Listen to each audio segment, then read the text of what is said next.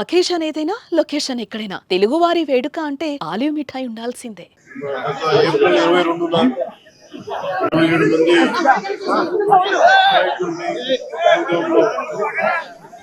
27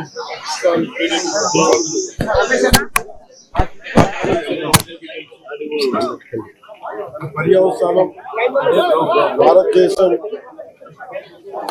పాకిస్తాన్ కి అండగా ఉన్న ఈ టెర్రరిస్ట్ క్యాంపుల మీద దాడులు చేయడం, స్ట్రైక్స్ చేయడం జరిగింది. వారి ఉగ్రవాద శిబిరాలని ధ్వంసం చేయడం జరిగింది.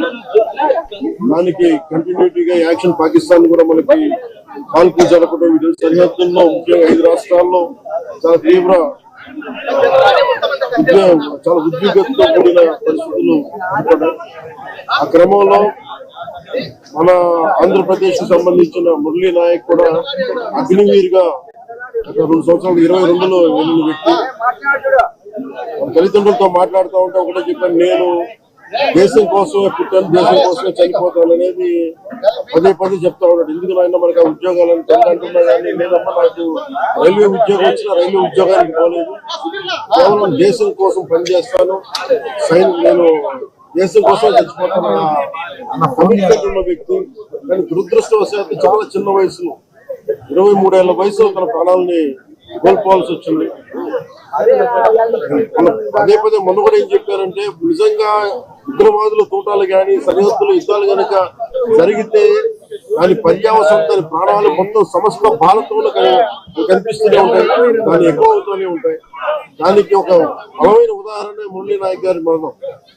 చాలా చాలా బాధ కలిగించింది. 23 ఏళ్ళ చిన్న వయసు. మన ఎవరు భారతదేశంలో ఎవరు యుద్ధం కావాలని కోరుకోలేదు. మనల్ని సంరక్షించుకోవడంలో మన యుద్ధం చేయని పరిస్థితులు, తప్పక పరిస్థితులు.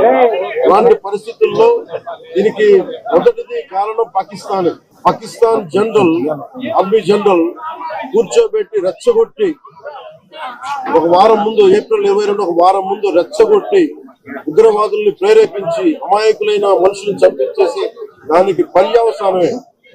ఇక్కడ 47లో వాళ్ళు విడిపోయారు, వాళ్ళకి దాహం తీరల, 4 యుద్ధాలు చేశారు ఇప్పుడు దాకా.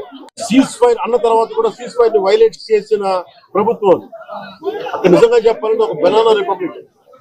దానికి ఎవరు మాస్టర్స్ తెలియదు పాకిస్తాన్. వాళ్ళు చేసే అరాచకాలు, వాళ్ళు చేసే మనకి స్పాన్సర్డ్ టెర్రరిజం ఇండియాకు ఒక ఇబ్బందిగా తయారైంది. ఇది మన ముంబై దాడులు కావచ్చు, కశ్మీర్ లో ఎథ్నిక్ క్లెన్సింగ్ కావచ్చు, ఇది ఒక రిపీటెడ్ కోయంబత్తూర్ దాడులు కావచ్చు, పేలుళ్లు కావచ్చు, జామా మస్జిద్ పేలుళ్లు కావచ్చు. దీనికి ఒక ముగింపు పలకాలి, దీనికి ఒక బలమైన గుణపాఠం చెప్పాలనేది నరేంద్ర మోదీ గారి అందరికీ ప్రజలందరూ కోరుకున్నారు. ఆయన ఐటీ అండ్ ఎడ్యుకేషన్ మినిస్టర్ వారు అనౌన్స్ చేశారు.